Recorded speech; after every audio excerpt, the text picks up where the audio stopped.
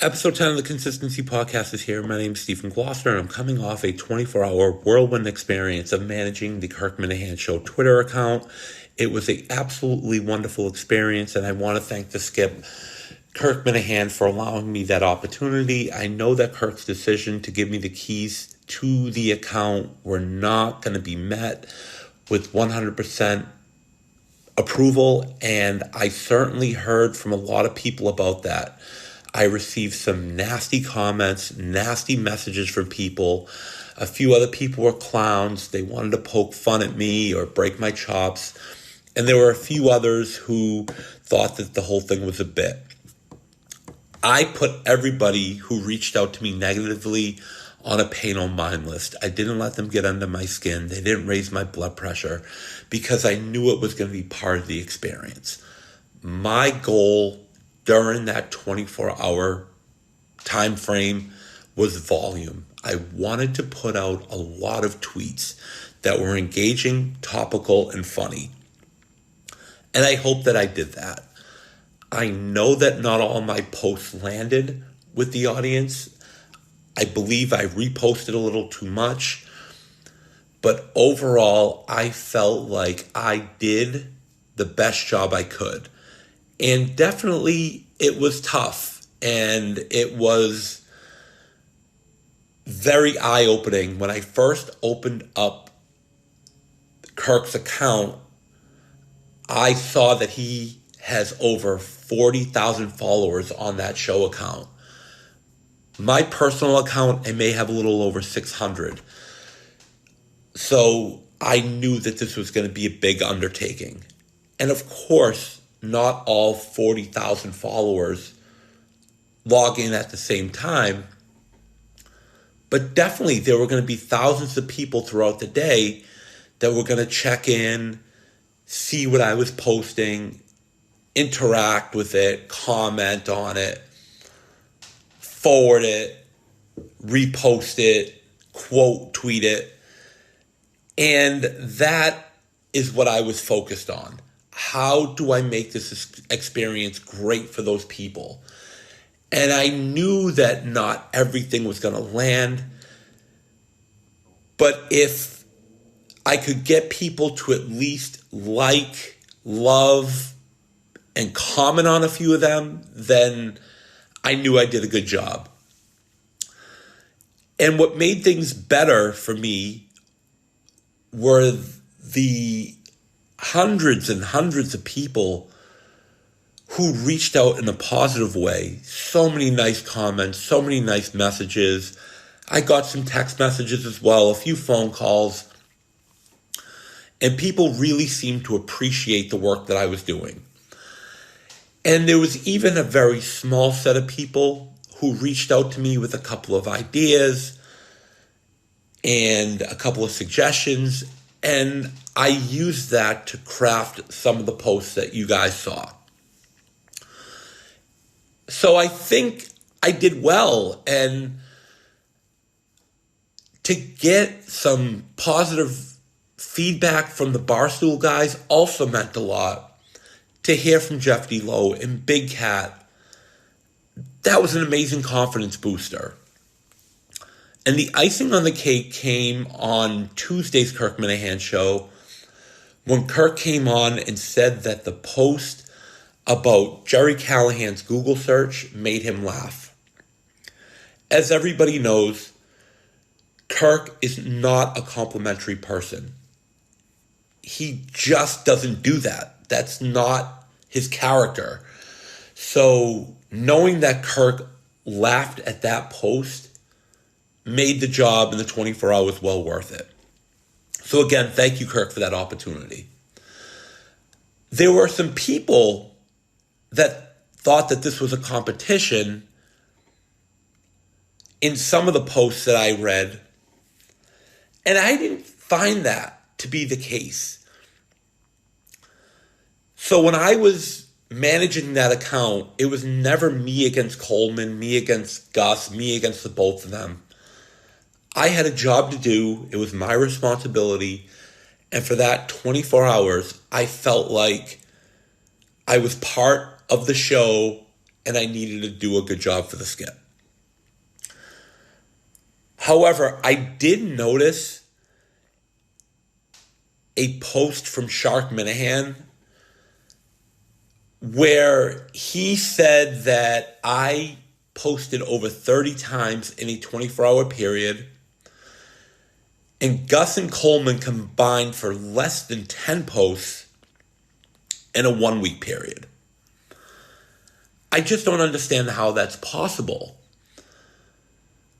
I mean, I'm a guy with very little talent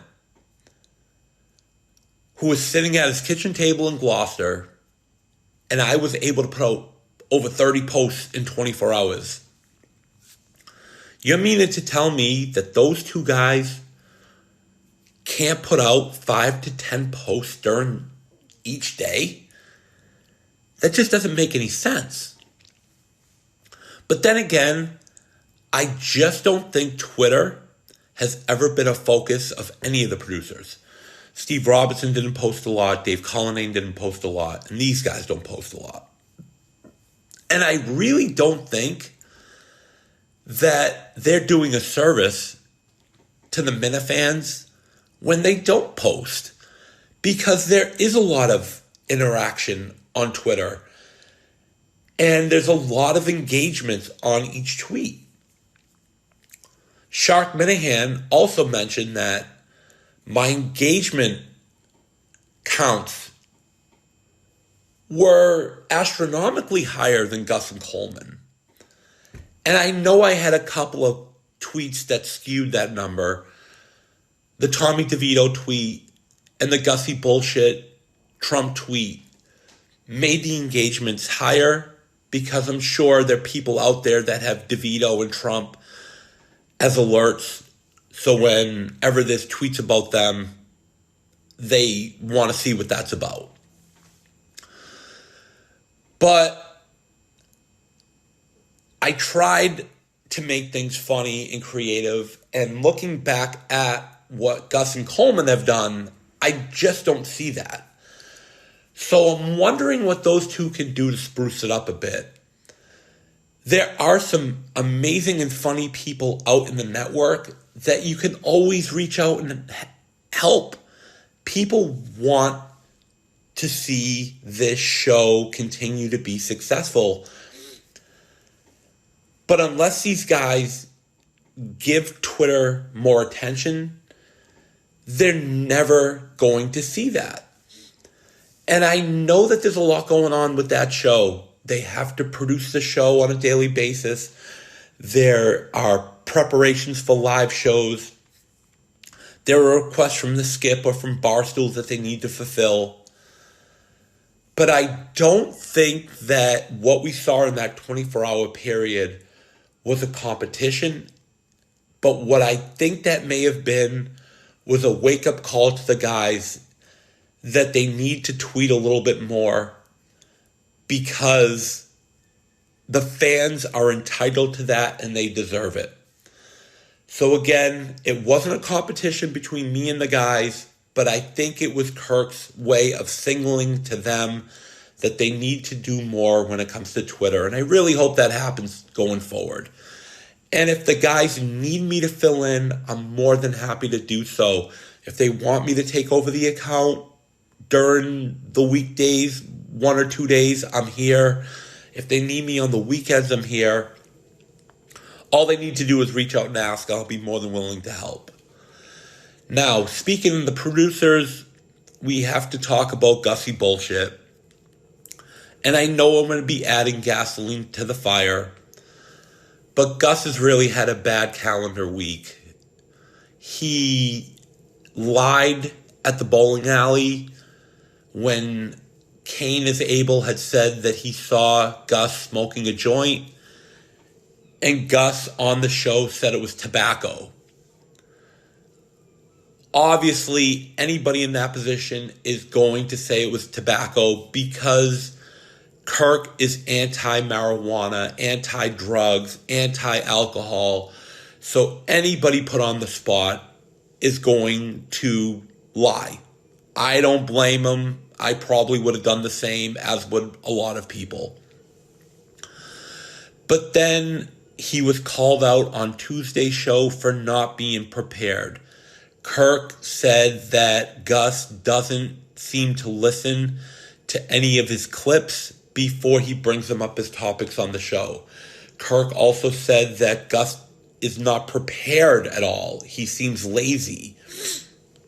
And again, Gus had to fumble and try to, excuse himself for what he was doing. And I don't think that Kirk bought it, to the point where he asked Justin Trudell and Blind Mike if he should fire Gus. And of course, we knew how things were going to unravel from there. Justin and Mike talked Kirk out of it. But everybody knew that he wasn't going to fire Gus because we've heard that same song and dance a lot of times.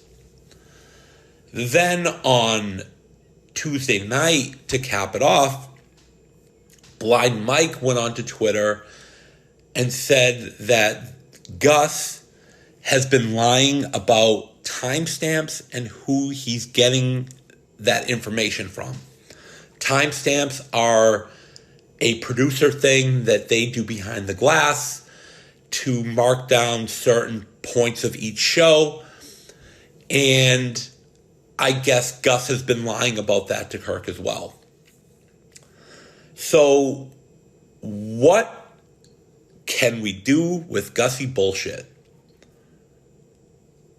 He just isn't a good producer. I have said that since day one.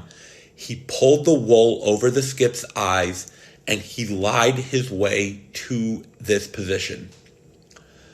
Kirk had better options on stage that night to be a producer.